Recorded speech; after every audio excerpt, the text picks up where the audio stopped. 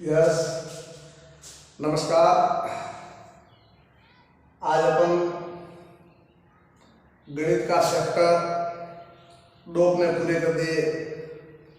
वास्तविक संख्याएं एवं पॉलिनोमियल बहुपद। तीसरे चैप्टर 2 चर वाले रेखिक समीकरण युग्म के बारे में आज अपनी क्लास रहेगी। ध्यान दीजिए आप, जैसा कि पहले अपन सीधे बिंदु पे आ जाते हैं अपने टॉपिक पे। आपके सामने ब्लैक बोर्ड पे लिखा हुआ है 2 चर वाले रेखिक समीकरण युग्म। अब यहाँ लिखा है तो 2 चर, आपको सब विदित है, फिर भी कुछ बात आपको बता दूं। चर ध्यान दें, हम सब जानते हैं चर और अचर। हमारे बीजगणित के ऐसी राशियां जो बदलती रहती हैं उनको अपन चर कहते हैं, और ऐसी राशियां जो बदलती नहीं हैं उन्हें अपन अचर कहते हैं। चर बीजगणित में x, y, z, p, q जो अपन वैल्यू लेते हैं वो सभी चर राशियां हैं। अचर पद में 1, 2, 10 जो हमेशा स्थिर है इनको बोलेंगे अचर। नाम से आ जाइए, 2 चर वाले 2 चर, लिखा हुआ है 2 चर वाले रेखिक समीकरण युग्म।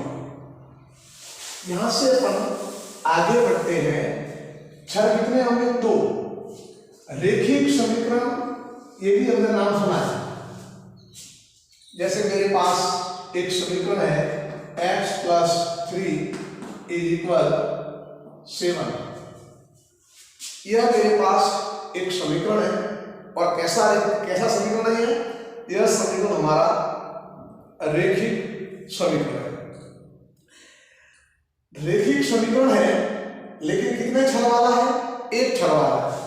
यह हमारा रेखिक समीकरण एक चर का है तो रेखिक समीकरण, लेकिन चर कितने हैं? एक। यहां क्या बोला मैंने? 2 चर वाले रेखिक समीकरण, 2 चर वाले। अब मेरे पास एक समीकरण और आया, x + y = -8। यह फर्स्ट इक्वेशन, पहला समीकरण, ये दूसरा समीकरण।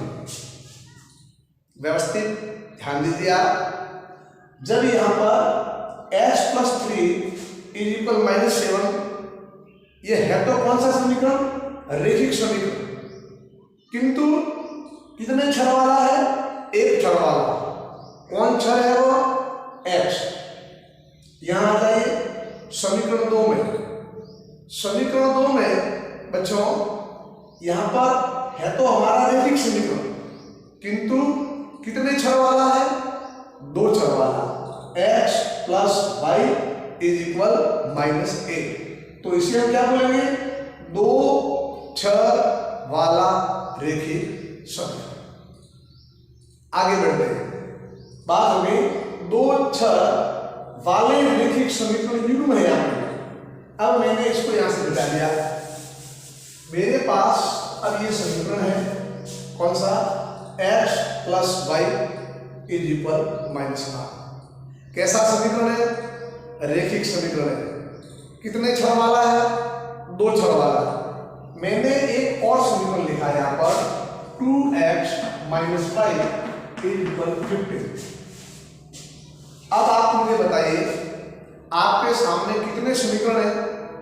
तो आपने कहा सर ये भी हमारा 2 चर वाला रेखिक समीकरण है। सर ये भी 2 चर वाला रेखिक समीकरण है। दोनों को मिलाने में, मैं दोनों समीकरणों में साथ में लेके चलूं तो यह कहलाएगा 2 चर वाले रेखिक समीकरण युग्म। पहले हमारा टाइटल क्लियर हो जाना चाहिए, 2 चर वाले रेखिक समीकरण युग्म। यानी कि हमारे पास में समीकरण तो होंगे रेखिक, लेकिन वो कितने छड़ वाले होंगे?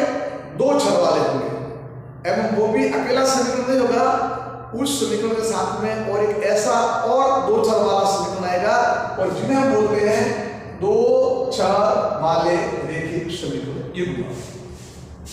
दूसरी बात, वापिस अपन थोड़े बैक जाते हैं, वही पहले x + 7 = -4 + 4 ये लिखा हुआ है। आप ध्यान दीजिए, ऐसी स्थिति में जब हम इसको हमारे को हल करना होता था तो हल कैसे करते थे यार आपको? बिल्कुल यहाँ से वैसे लिखते थे, x का मान लिखते थे, ये 4 7 का उल्टा ट्रांसफर करते थे -7 और रिजल्ट कितना आ जाता -3। किसका मान आया? x का। लेकिन यह प्रक्रिया किसमें होती थी? रेखिक समीकरण में, एक छड़ वाला था उसमें।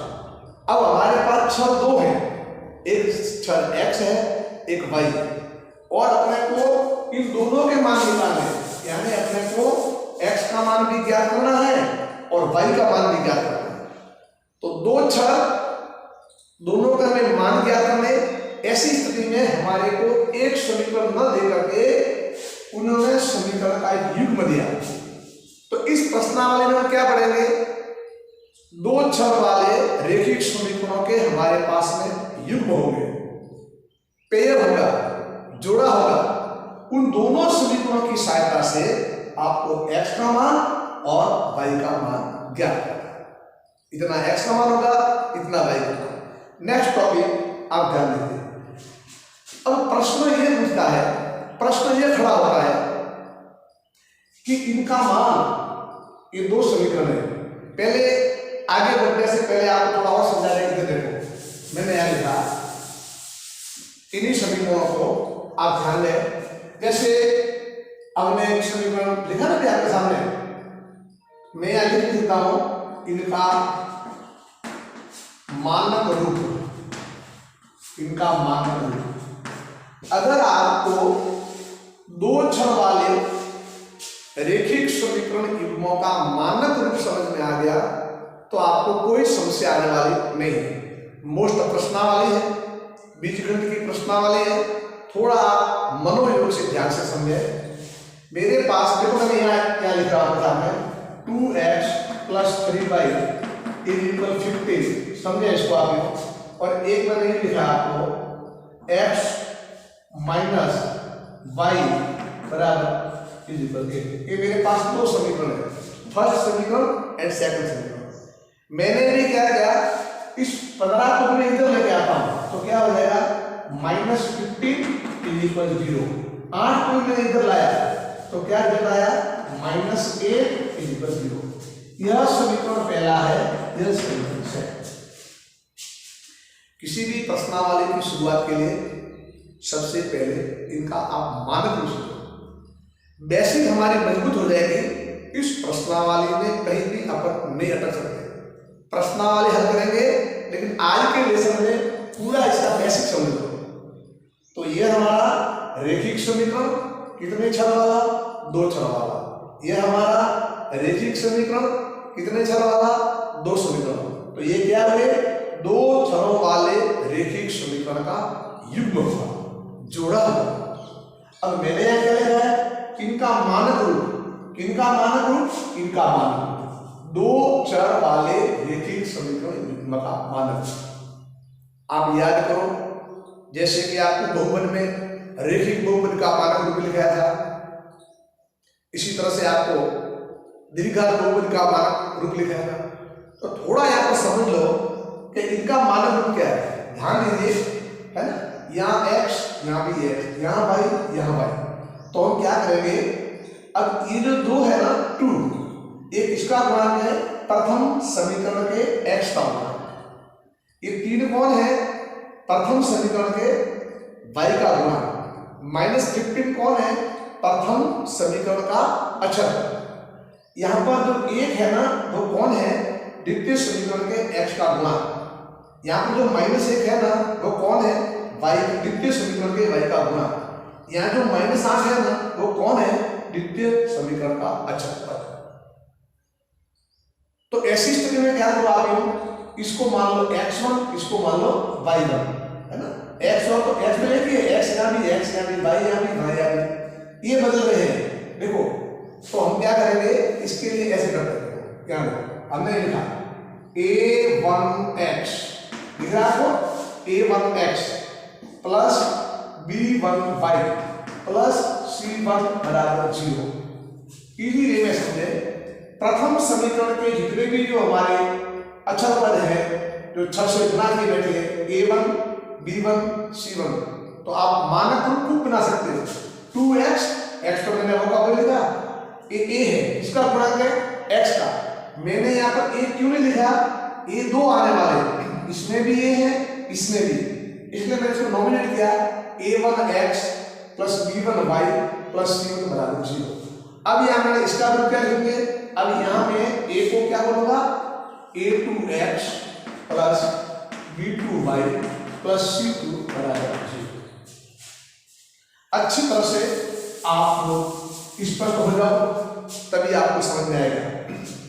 आप कहीं आगे अटक, इवन मैं तो इतना कह रहा हूं, आपका आधा नंबर भी एग्जाम में नहीं कर सकता अगर इस वीडियो को, इस लेसन को बड़े मनोयोग के साथ आप समझने की कोशिश कर रहे हैं। तो ये मैंने क्या लिखा, समीकरण फर्स्ट, समीकरण सेकंड, ये क्या है, दो चर वाले रैखिक समीकरण युग्म का मानक रूप है।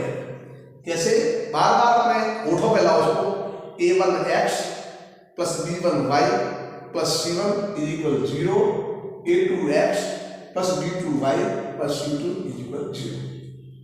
और भी थोड़ा इसको स्पष्ट नया लिख के दो, मैं लिख दिया a1 क्या, देखो हमने लिखा a1 कौन है, लिखने में जरूरत नहीं, देखो a1 कौन है यहाँ पर, प्रथम समीकरण के x का गुणांक, b1 कौन, फर्स्ट समीकरण के y का गुणांक, c1 कौन, प्रथम समीकरण का अचर पद, a2 कौन, द्वितीय समीकरण के x का गुणांक, b2 कौन, द्वितीय समीकरण के y का गुणांक, c2 कौन, द्वितीय समीकरण का अचर।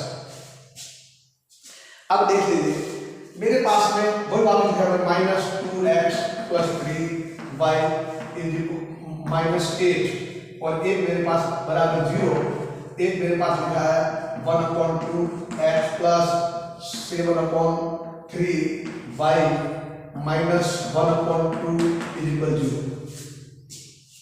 अब इनकी आप इससे कंपेयर करो, यहां अपने को कोई कहता है, पूछता है, प्रश्न खड़ा करता है, आप हमारे को बताइए इसमें मैंने यहाँ लिखा दिख रहा ना आपको, ये लिखा मैंने a1 यहाँ लिखा, b1 यहाँ लिखा, c1 यहाँ लिखा, a2 यहाँ लिखा, b2 यहाँ लिखा, और यहाँ मैंने लिखा c2।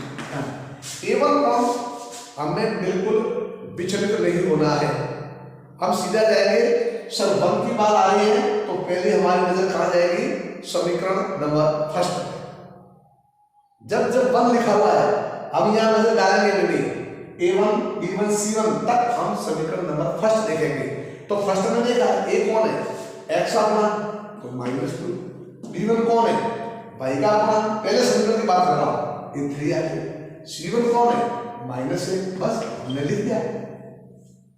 अब जब a2 आया हमारी नजरें यहां जाएगी, a माने x का गुणांक कौन आया 1/2, b2 कौन आया y का गुणांक 7/3, समझ रहे हो, c2 कौन आया, तो आप c2 के लिए आप समझ रहे हो ना, c2 कौन है हमारा -1/2, बस।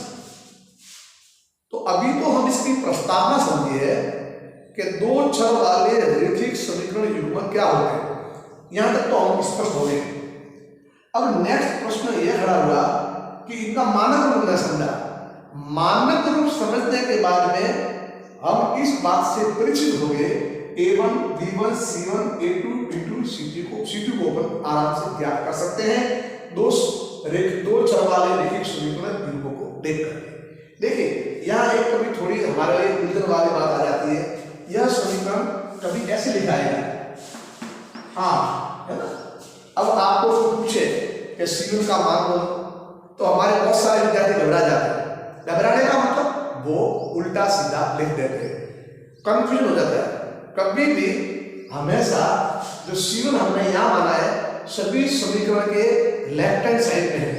तो अगर इस बराबर के राइट हैंड साइड में 8 लिखा हुआ है, वॉटेवर जो लिखा हुआ है उसको आप 8 को यहाँ ले गया तो क्या होगा -8, तो हमें क्या होगा -8। समझ गए? इस तरफ लिखा हुआ तो होगा वो लिखना है बाईका पे। अगर ये राइट हैंड साइड में लिखा हुआ है तो जब हम C1 की वैल्यू पुटअप करेंगे तो इसका निशान बदला होगा, या प्लस के 8 है तो यहाँ क्या रखने वाले हैं माइनस के 8। हम आगे बहुत सारे प्रश्न करने वाले हैं, आप समझ लो। चलिए ये हमारा होगा इनका मानक। अब मैं आपको आगे ले जाता हूं और इनका ग्राफिक भी देखेंगे। एग्जाम में बहुत बड़ा प्रश्न आता है इसका, यहाँ ध्यान दीजिए। अब नेक्स्ट अपना जो टॉपिक आता है वो ये देखना है कि सर जब हम इन दो चर वाले रेखिक समीकरण युग्मों को हल करेंगे और उनकी सहायता से हमें x का मान निकालना है और y का मान निकालना है। अब यहाँ बात यह खड़ी होती है कि क्या इस रेखिक समीकरण युग्म संगत है या असंगत है, देखना है। अब रेखिक समीकरण युग्म भी क्या होगा, संगत और असंगत। अब आप बोलोगे सर संगत और असंगत कैसे? देखो मैंने लिखा संगत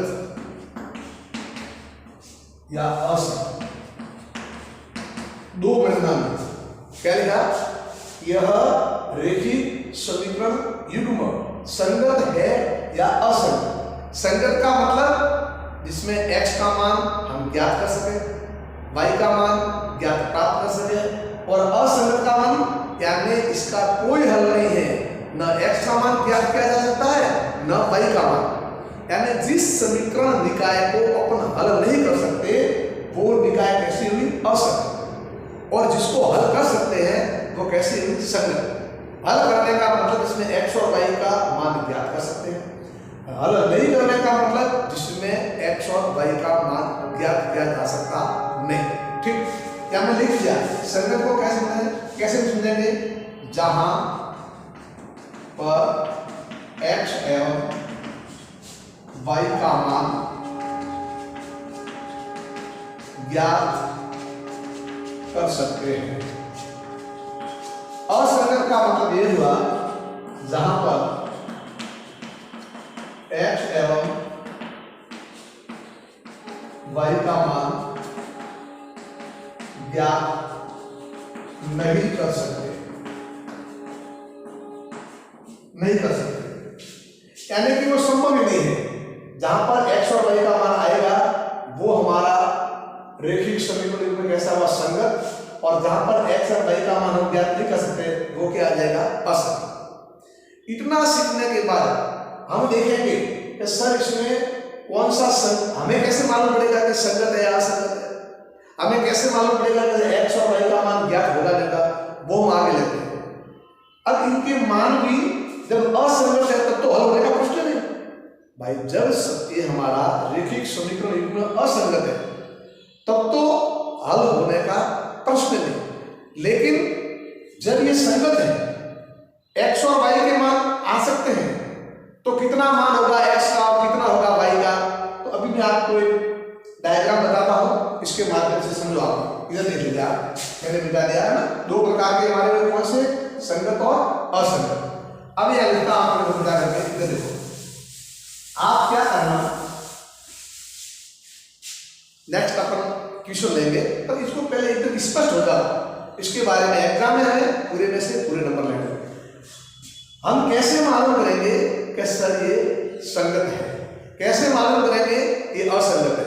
तो बहुत मैथ्स में इतना शानदार दे रखा है, आप एक काम करो, आप निकालो पहली कंडीशन। देखो प्रथम मैंने लिखा शर्त, पहली शर्त यदि मैंने लिखा या लिखा फर्स्ट, यदि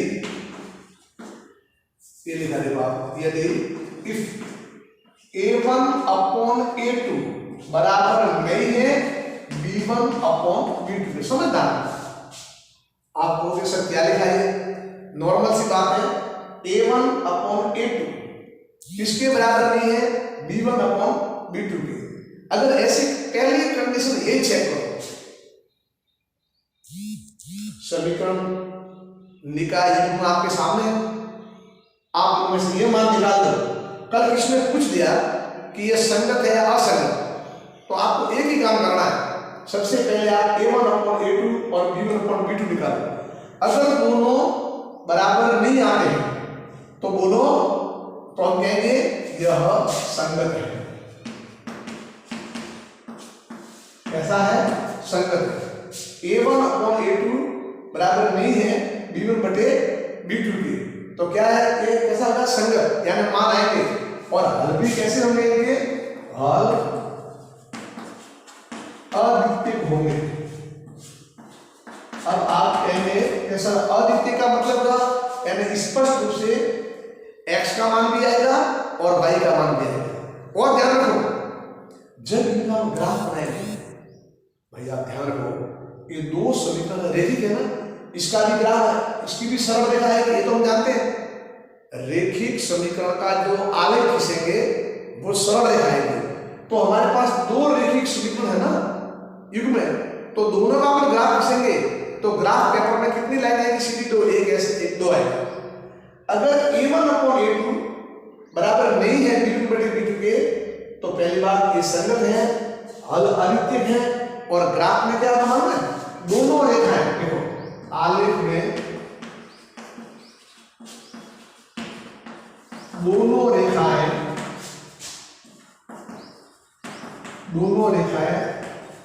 प्रतिच्छेद करेगी। समझना कैसे? केवल इतना देख के मालूम कर सकते हो, है ना? बड़ी मजेदार बात। आप इन समीकरणों को देख के ही मालूम कर सकते हो ये संगत है या असंगत है। इससे भी आगे इनका ग्राफ खींचेंगे, वो कैसा आएगा? आलेख में दोनों रेखाएं प्रतिच्छेद करेगी। कैसे? देखिए ग्राफ के बाद बता रहा हूं, ये हमारा ग्राफ है, ये x, ये x', ये y और ये y'। मेरे पास कोई समीकरण है, मैंने एक समीकरण ये लाइन समीकरण की एक दूसरे समीकरण की जब ऐसा होगा, ये कंडीशन होगी, तो 100% ये दोनों रेखाएं एक दूसरे को प्रतिच्छेद करेंगी। तो अभी पहला काम आपको याद होगा, रेखिक समीकरण युग्म में यह कंडीशन, पहली कंडीशन आपको ये चेक करनी है, A1/A2 is not equal B1/B2। Then what's result? तब परिणाम क्या आया? ये दोनों समीकरण संगत है, इनके हल अद्वितीय होंगे। x का मान भी प्रॉपर आएगा और y का मान भी आएगा। और आलेख में दोनों रेखाएं एक दूसरे को इंटरसेक्ट करेगी, एक दूसरे को प्रतिच्छेद करेगी। दूसरी शर्त देखो, ये पहली शर्त हो गया ना। अब सेकंड कंडीशन, मैंने लाइन भी लिख दो, सेकंड कंडीशन देख लीजिए आप ध्यान से। मैंने यहाँ पर पूछा, यदि कंडीशन तो लगेगी हमारे, ये मैंने लिखा, क्या लिखा मैंने? ए, देखो मैंने लिखा A1 बड़ा लिख रहा हूं, A1/A2 बराबर B1/B2 बराबर C1/C2। जब भी इनको हल करो हमेशा पहले यही कंडीशन लगाओ, यहां से काम ज्यादा आपको यहाँ आना ही नहीं। यानी आप क्या करो, जब भी इसके हल करोगे ना, आगे हल करना वाला सब स्पष्ट हो जाएगा। आपको निकाल दो A1/A2 B1/B2 C1/C2 एक तरफ रख दो, और फिर अपन एक्सपेरिमेंट करेंगे। फर्स्ट कंडीशन ये लगाएंगे, ये होता तो ये स्थिति हो जाएगी। अगर ऐसा हो जाए A1/A2 B1/B2 C1/C2 सभी क्या है? बराबर, तो भी इनके हल होंगे, संगत है, हल हो, ठीक है। अब हल कितने हो गए? अनंत हल। यहां तो अद्वितीय था, x का एक ही मान था, y का एक ही मान था, यहां अपरिमित हल है ना, अनंत हल। इसके बोलेंगे हल क्या होंगे? अनंत हल। मैंने लिखा अनंत हल, अनंत हल होंगे। कैसे हल होंगे? अनंत हल, यहां से अनंत हल मैं देख रहा हूं, आप देखिए बिल्कुल। यदि A1 सपोज यदि A1/A2 is equal B1/B2 and also is equal C1/C2, तो इनके हल कैसे होंगे?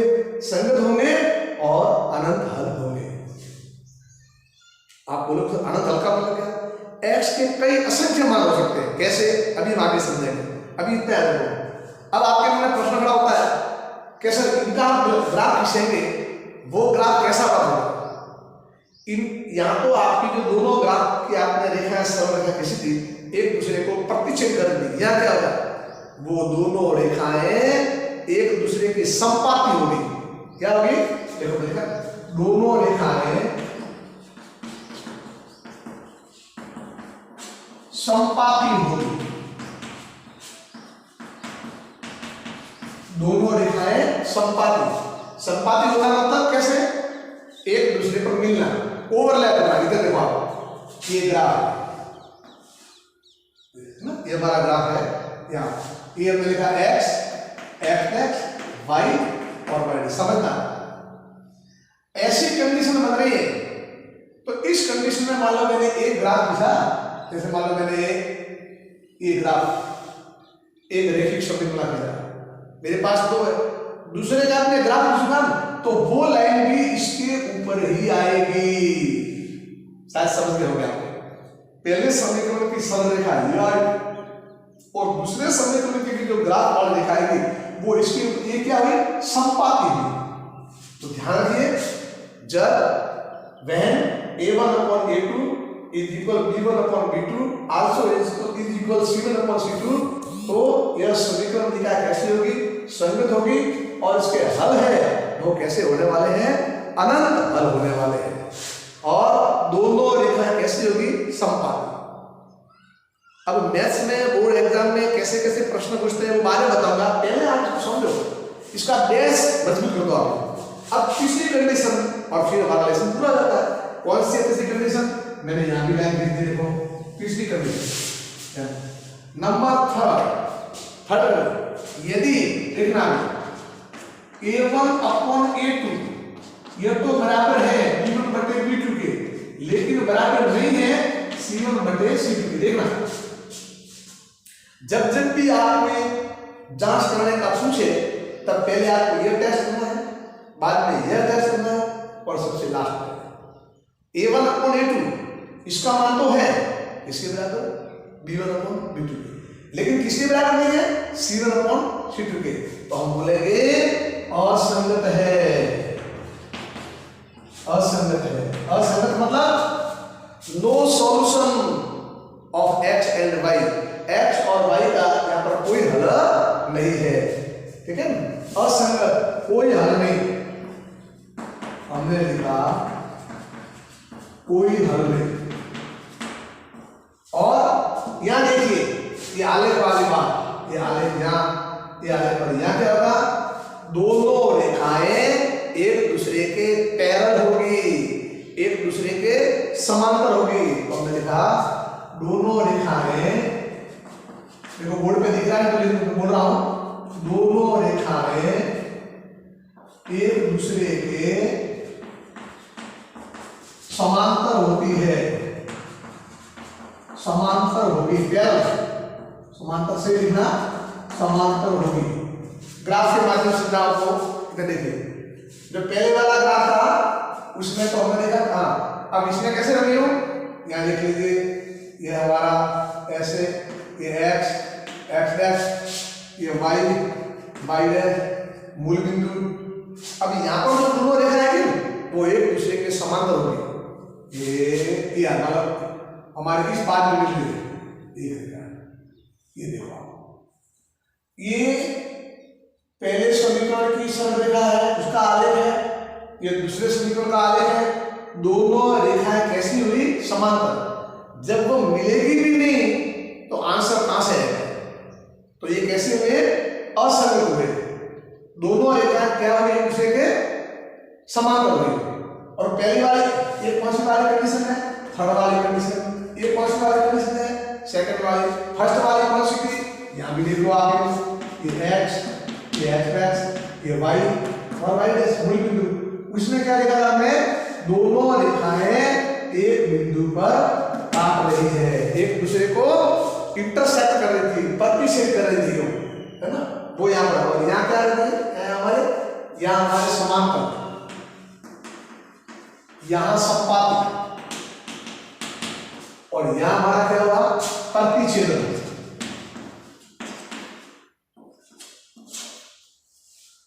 अब वापिस सुनते, अगर आपने 3 कंडीशन अच्छी तरह से समझ ली तो मैं समझता हूं आपकी कोई भी नंबर आधा भी नहीं काटेगा और पूरे में से पूरे आपके अंक प्राप्त होंगे। वापिस एक बार थोड़ा रिवाइज बताऊं, ध्यान दीजिए। ये 3 कंडीशन आपको देखनी है। लास्ट वाले कौन सी, A1 अपॉन A2 तो बराबर है किसके, B1 बटे B2 के, लेकिन C1 अपॉन C2 के बराबर नहीं है, तो ये क्या होगा, असंगत, कोई हल नहीं है, दोनों रेखा एक दूसरे के समांतर होगी। और तीनों का मैंने ज्यामितीय रूप बता दिया। ये प्रथम कंडीशन का आलेख वाला रूप, ये द्वितीय कंडीशन वाला आलेख का रूप, और यह जो हमारा है तृतीय कंडीशन वाला आलेख का रूप।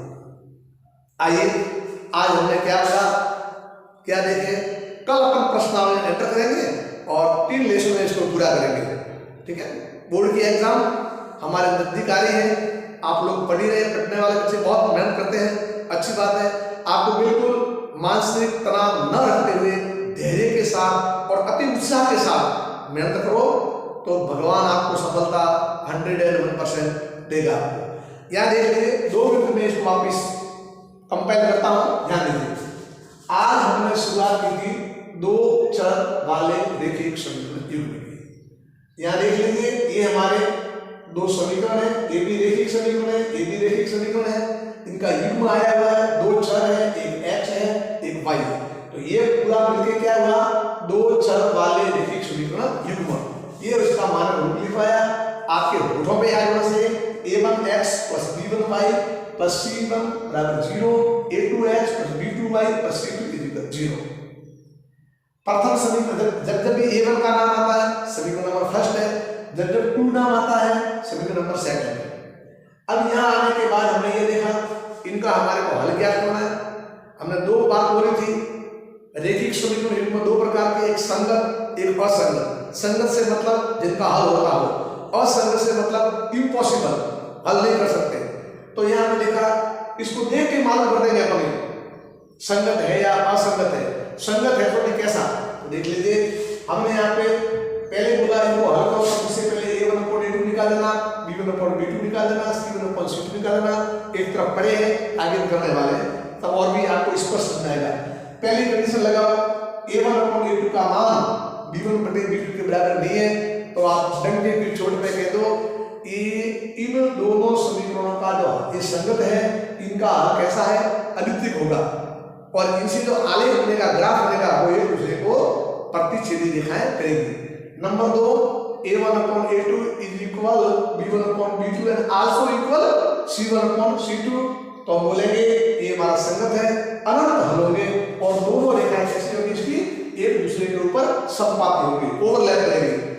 और तीसरी condition I a1 upon a2 is equal b1 upon b2, लेकिन बराबर नहीं है c1 अपॉन c2 के, तो ये असंगत है और इसका कोई हल नहीं है और दोनों रेखाएं एक दूसरे के समांतर होंगी। इतनी बात कई बोर्ड में कई तरह से पूछते हैं, वो आपको पूछेंगे एक ग्राफ 2 रेखिक समीकरण युग्मों की, दोनों आलेख एक दूसरे को प्रतिच्छेद करते हैं, तो बताओ उसके हल कैसे होंगे, तो आपको बोलना अद्वितीय।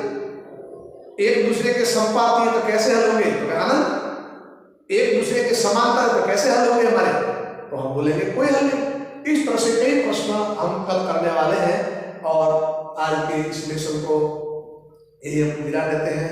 मुझे पूर्ण विश्वास है कि आप लोग कड़ी मेहनत से पढ़ रहे हो। मैं बार बार आपको सजेस्ट करता हूँ, आप अपने जो भी हमारे 10th क्लास में ग्रामीण क्षेत्र में जहाँ पर भी पढ़ते हैं, आप इनको जुड़ो ऐसे और निःशुल्क पढ़े। बस केवल समय आपको देना है, आधा पौना घंटा आपको टाइम पर आराम से बैठ करके इसको समझेंगे। 100% मैं आपको विश्वास दिलाता हूँ बोर्ड एग्जाम में आप अच्छे अंक प्राप्त करोगे। इसी के साथ आज की इस लेसन को समाप्त करते हैं। धन्यवाद।